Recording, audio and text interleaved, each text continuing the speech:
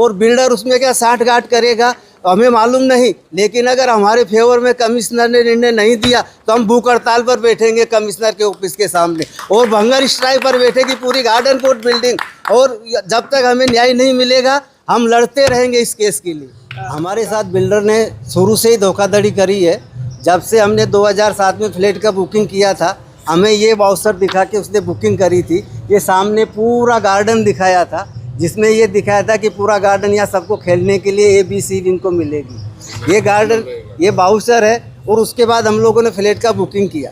Booking करने के बाद जब 2011 में उसने हमें सोसाइटी रजिस्ट्रेशन करके दी, उससे पहले इसने ये इसको भी SPT प्लांट में MBMC को सेल कर दिया, पीछे भी डीविंग का प्लान ला के दे दिया। उसके बाद में हम उसकी लड़ाई लड़ते रहे। बिल्डर से हमने डीम्ड कन्वेंस, लैंड कन्वेंस के लिए सब किया, लेकिन उसने कुछ भी करके नहीं दिया। आखिर में हमने जो है DDR ने भी हमें 2-7 कुछ एरिया का प्लान पास करके दे दिया कि आपको DDR ने beam to beam plan pass करके दे दिया, लेकिन वो हमें मंजूर नहीं था। हमने बाद में जो है हमारे वकील से मिलकर हाई कोर्ट में और सिविल कोर्ट दोनों कोर्ट में केस दर्ज किया और उस केस में हमने कमिश्नर को भी पार्टी बनाया था कि ये कमिश्नर भी पार्टी है। उसके बाद कमिश्नर को जब कोर्ट से लेटर आया, उसके बाद कमिश्नर ने मीटिंग रखी और मीटिंग रखने के बाद में इसका स्टे जो प्लांट इसके स्टे दिया इस बिल्डिंग के लिए, वो सब कोर्ट के प्रेशर से दिया। और उसके बाद में फिर बिल्डर ने स्टे के खिलाफ में हाई कोर्ट में गए। हाई कोर्ट में भी हम लड़े, तो हाई कोर्ट में उस स्टे के जो केस था उसके ऊपर तो उन्होंने जो है वापस कमिश्नर को भेज दिया।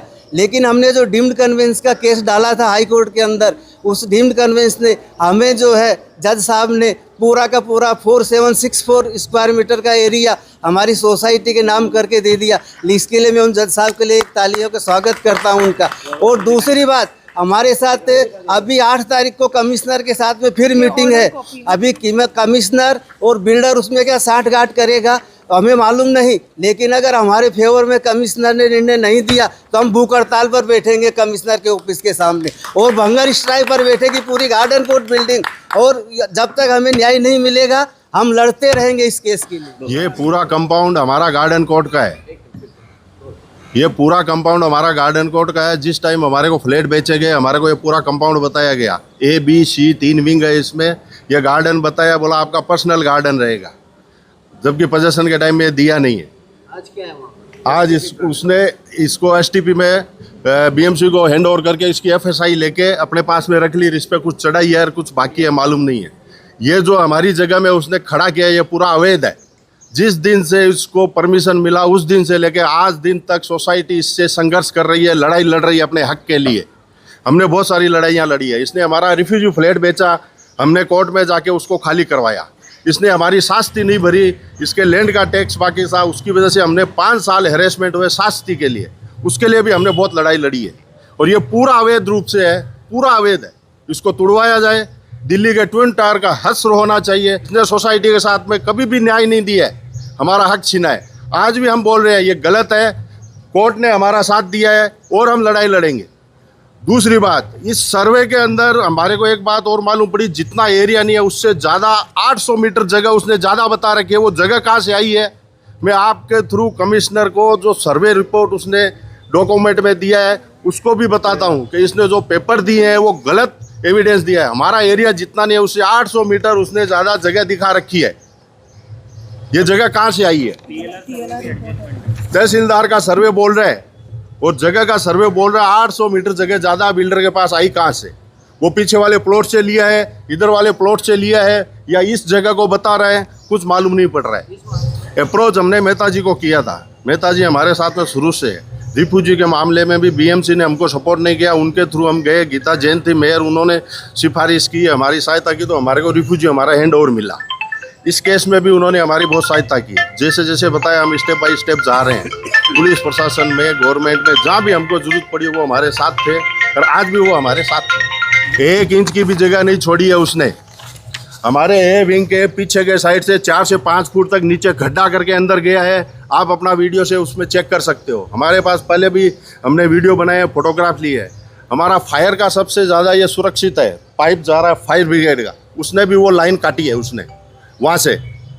और हमारे सेक्रेटरी साहब ने फायर ब्रिगेड में कंप्लेन भी किया है वो टाइम में, तो वहाँ से जवाब मिला गया कि बिल्डर को ये राइट है, वो कर सकता है। अब इसकी सच्चाई क्या है, फायर ब्रिगेड जवाब देगा या बिल्डर जवाब देगा। दोनों बिल्डिंग के दरमियान फासला कितना है और उसके 1 इंच का भी जगह नहीं छोड़ा है, जबकि हमारे पास जब हैंड ओवर आया तो हमारे पास इधर 6 फुट जगह थी, ये पतरा 6 फुट पीछे था। जब ये काम चालू किया तो जबरदस्ती उसने 6 फुट जगह और ऑक्युपाइड कर ली।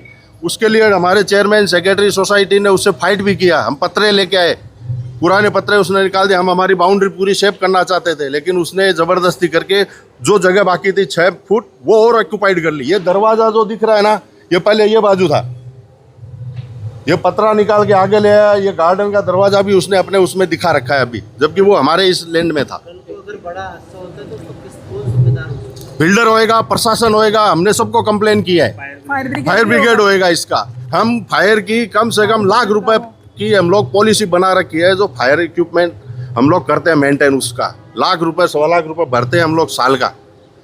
उसके एवज में हमने कंप्लेन किया तो क्या बोलते हैं कि बिल्डर को राइट है, ये कर सकता है, वो कंस्ट्रक्शन कर रहा है।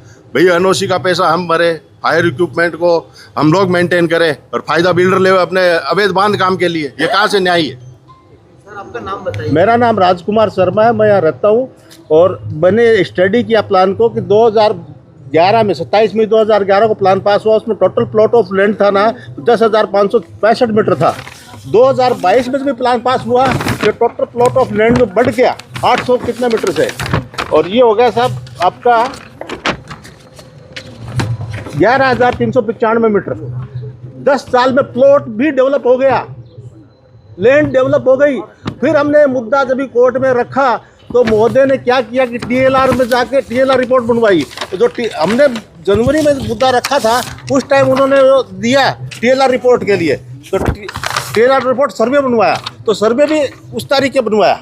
इसे यहाँ कोई आया नहीं, कोई भी यहाँ आया नहीं, अपने आप वही सर्वे बन गया। तो अभी वापस बार बार बिल्डर यही कह रहा है टीएलआर रिपोर्ट के हिसाब से। टीएलआर रिपोर्ट झूठी नहीं हो सकती, इसका मतलब लैंड है तो किसकी लैंड और कहाँ पर है यह हमें जानना बहुत ज़रूरी है। कल को विरार जैसा नहीं हो जाए कि बी और सी विंग 800 विंग वो दूसरे की बिल्डिंग में है। Thank you. तो ये जो बिल्डिंग डी विंग है ये बिल्कुल अवैध बनाया है, ये इनलीगल है और ये कभी भी फ्यूचर में टूट सकती है। तो जो भी फ्लैट खरीदना चाहता है, मैं तो उनको ये सलाह देना चाहती हूँ कि कृपया अपना पैसा बर्बाद ना करें। ये बहुत बिल्डर 420 है और जैसा हमको फंसा है वो आगे जाकर आपको भी फंसा सकता है।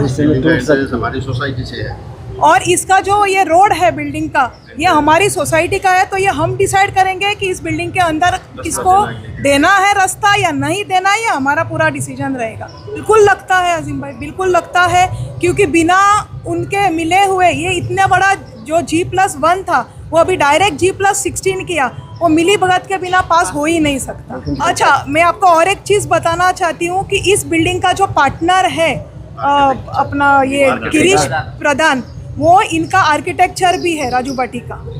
तो ये ABC के टाइम पर वो पार्टनर नहीं था, D के टाइम पर ही सिर्फ वो पार्टनर बना ताकि उनका सर्टिफिकेट से उनका कुछ काम अच्छे से हो पाए।